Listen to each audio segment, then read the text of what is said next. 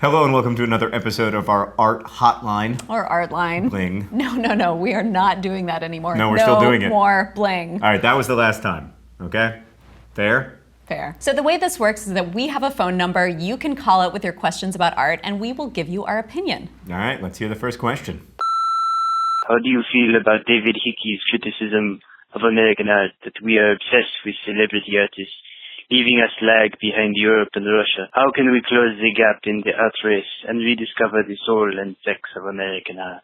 Ricardo, I'm not sure if that voice was French, Russian, German, or fake, but regardless, I thought it was excellent. We live in a celebrity-obsessed culture, and part of what art does is reflect culture back to us. And so there's no way to get around the fact that celebrity is important in contemporary American life, and that makes it important in the art world too. And Ricardo, you mentioned this kind of art race, and I think that that's a false construct that may have been true previously when American artists were trying to make a name for themselves, maybe in mid-century. But now the art world is so international and dispersed that that idea of one country sort of getting their artists together and becoming great again, I don't really believe in that. I believe in an international art world.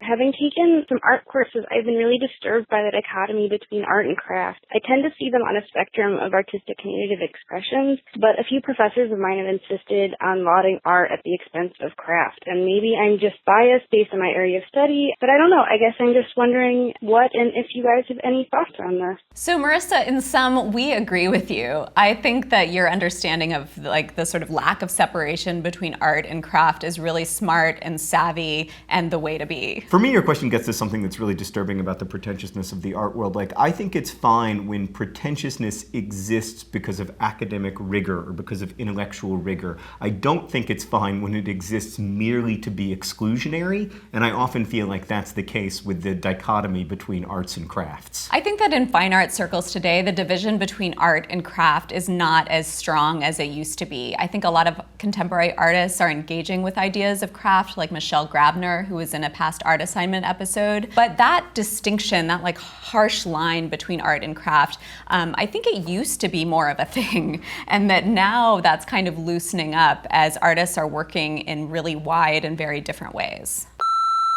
I was just wondering, how do you feel about the inflation of the price of art to help wealthy individuals diversify their investment portfolios? In the same vein, is it wrong for wealthy individuals to amass large amounts of wealth while they're alive, while exploiting workers only to donate that money to build an art museum or a theater after they die? I think that it is flatly wrong for people to amass great amounts of wealth and then donate it to start an art museum. I also think it's flatly wrong for people to take massive tax breaks when they make donations of art from their own collections to publicly funded museums.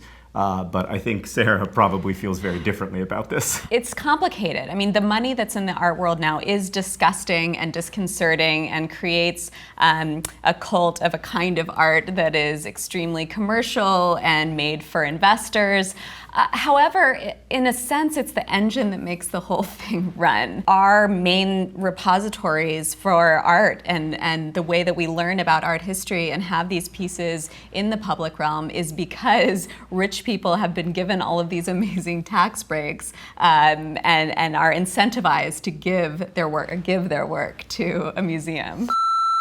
With the proliferation of cell phones and everybody being able to capture an image, they think itself that the image is necessarily dead. I mean, we have things like Instagram, Tumblr, and stuff. Anybody can make an image. Would you say we're at the post-image age?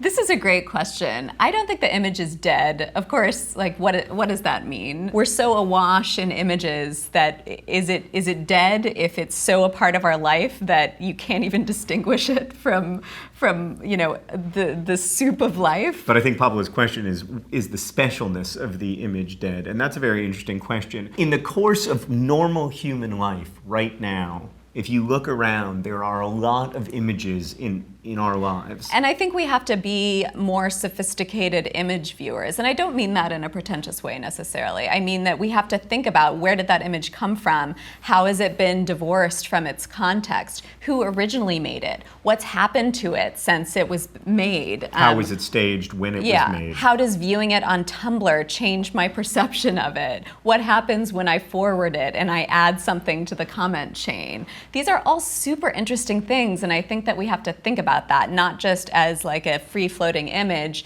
but what it is, where it comes from, where it's going. What do you do when you have no background, but you really hate a piece of art, you think it's terrible, but people who have so much more experience in this stuff like something? Does that make you wrong? Is there somehow a knowledge base that makes you better at appreciating or evaluating art? This is such a great question and such a complicated one. I think it was W.H. Auden who said that some books are undeservedly forgotten, but none are undeservedly remembered.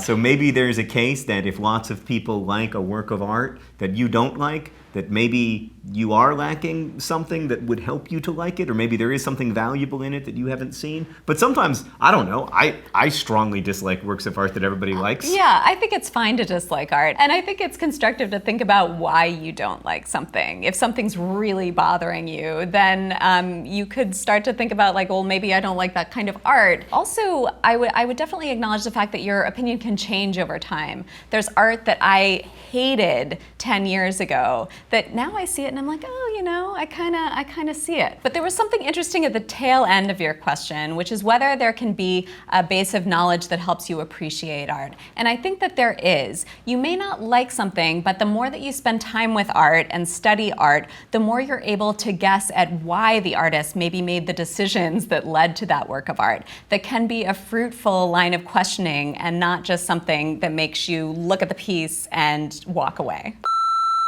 If art is an expression that's conveying a message, asking a question, or presenting an idea, and etc., is art still art even if it doesn't do those things? When you think about art presenting an idea or asking a question, I can't imagine a work of art or something that somebody has called art that doesn't do that. If you look at a basic cube that someone has anointed a sculpture or a work of art, maybe it is asking a question. Maybe it's asking a question about what art should be. So it gets really sticky and tricky, and I think that it is still art if somebody wants it to be art and has put it into that context. You know, I thought about the kind of question of mere beauty in art in that question. I mean, is there something to art being less artful if it is merely beautiful? I think that merely beautiful art has meaning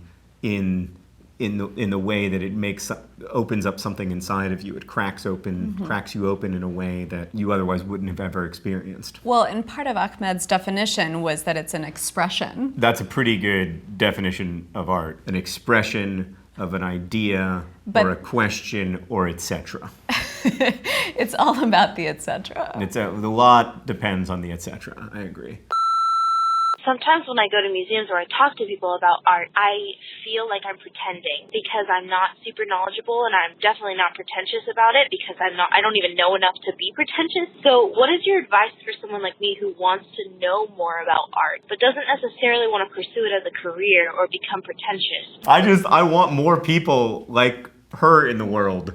I want more people like her looking at art and thinking about art who don't approach it from a how pretentious can I make this perspective. This is kind of my mission in life, is to learn about art, be involved in art, and try to not be pretentious. I know some YouTube commenters might disagree with me about the pretentious bit, but I really try not to be that way. And I think that that feeling is real, though, the imposter syndrome of feeling like you don't have the knowledge base or haven't spent the time or don't know the vocabulary. And I would really encourage you to silence those voices in your head and just go for it and look at art when you have time for it. Read about art when you have time for it. And feel confident about your interpretations and speak about art in plain terms. I think the more you use art speak, the less likely you are to have people listen to you.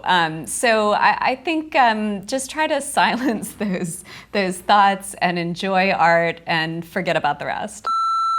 I was just wondering how you guys find art. I find it very difficult to find new artists, and I don't know where anywhere I can look on the internet where I can just type in contemporary artists and find people I would like.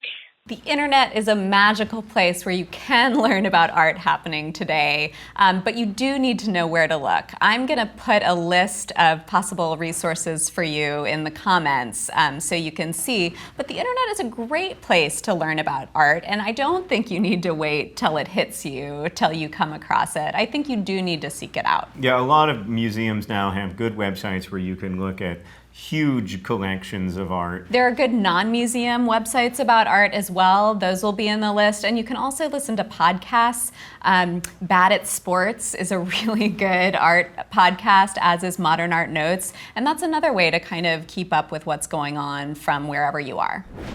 Thanks again for all your questions. You can call our art line. We'll keep doing these videos. It's really wonderful to hear from you. Thanks for calling.